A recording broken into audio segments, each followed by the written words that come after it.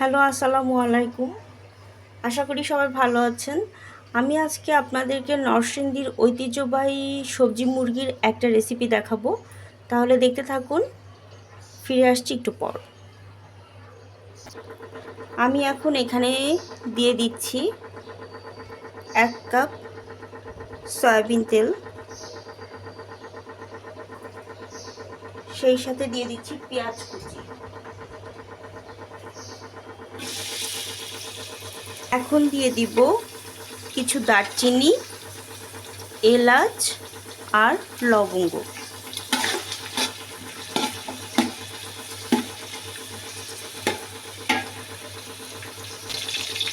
এখন দিয়ে দিচ্ছি 5 ফোড়ন।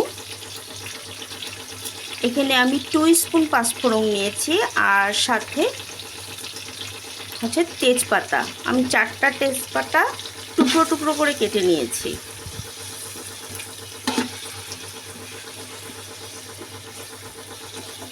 এখন দিয়ে দিচ্ছি রসুন বাটা 1.5 চামচ আর আদা বাটা 1.5 চামচ।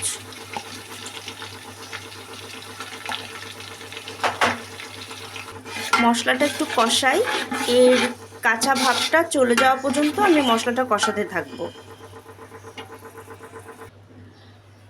এবার আমি দিয়ে দিচ্ছি শুকনা মশলাগুলো।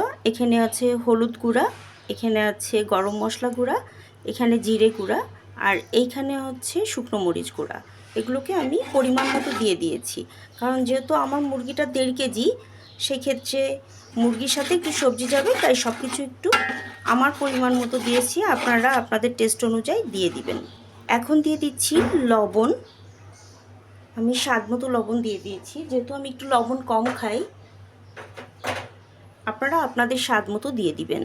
এখন আমি এখানে কয়েকটা শুকনো মরিচ অ্যাড করতেছি।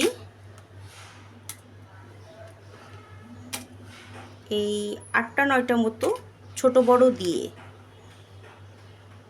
আর সাথে দিয়ে দিচ্ছি টমেটো। এবার আমি এগুলোকে খুব ভালোভাবে কষাবো, তারপর ফিরে আসছি। আমার মশলাটা এখন কষানো হয়ে গেছে, আমি এর মধ্যে মুরগির মাংসটা ঢেলে দিচ্ছি।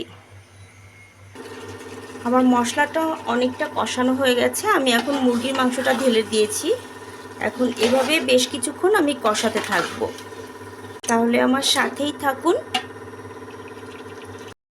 মাংসটা কষানোর পরে আমি এখানে সবজি দিয়ে দিয়েছি, আর সবজিটা দিয়েছি হচ্ছে মিষ্টি কুমড়া, পটল আর হচ্ছে কিছু আলু, আর সাথে দিয়ে দিয়েছি কাঁচামরিচ, দেখতেই পাচ্ছেন। এবার এটাকে মাংসের সাথে আমি ভালো মতো কষাবো, তারপরে ফিরে আসছি।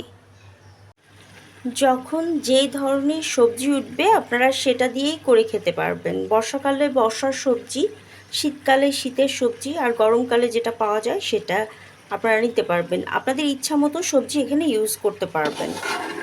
তারা এটা সবসময়ই খায়, তাদের যখন যেরকম সবজিটা ওঠে সেভাবেই তারা এটা তৈরি করে খায়। তো এটা আমি ভালোভাবে কষাচ্ছি, একটু পানি দিব, এখন পানি দিয়ে কষাবো। কষায় এখন ঢাকা দিয়ে রেখে দিব।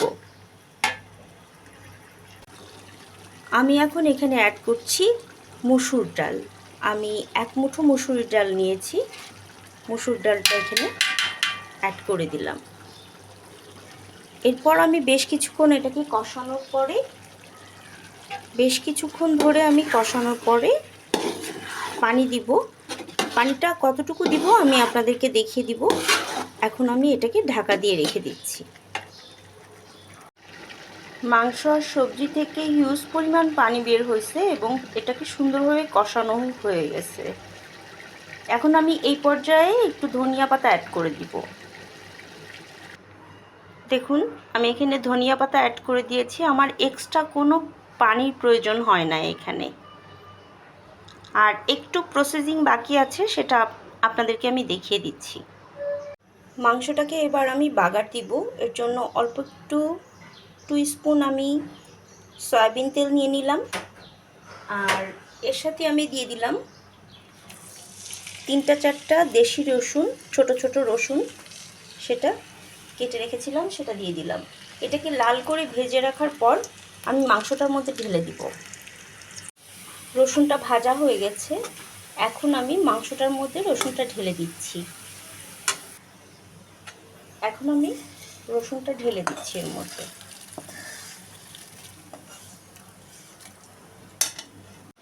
দেখতেই পাচ্ছেন আমি রসুনটা ঢেলে দিয়েছি। এই যে এখন এটাকে জাস্ট একটু মিক্স করে আমি মাংসটা নামিয়ে ফেলব।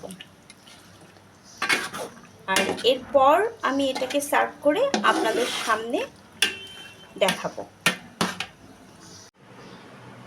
ফিরে আসলাম মাংসটা পরিবেশন করার পর।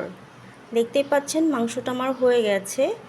আর এটাই হচ্ছে নরসিংদীর ঐতিহ্যবাহী সবজি এবং মুরগির মাংস দিয়ে যেটা তারা তৈরি করে থাকে। আশা করি আপনাদের ভালো লেগেছে। ভালো লাগলে আমাকে জানাবেন। সবাই ভালো থাকবেন, সুস্থ থাকবেন, আমার জন্য দোয়া করবেন। আসসালামু আলাইকুম।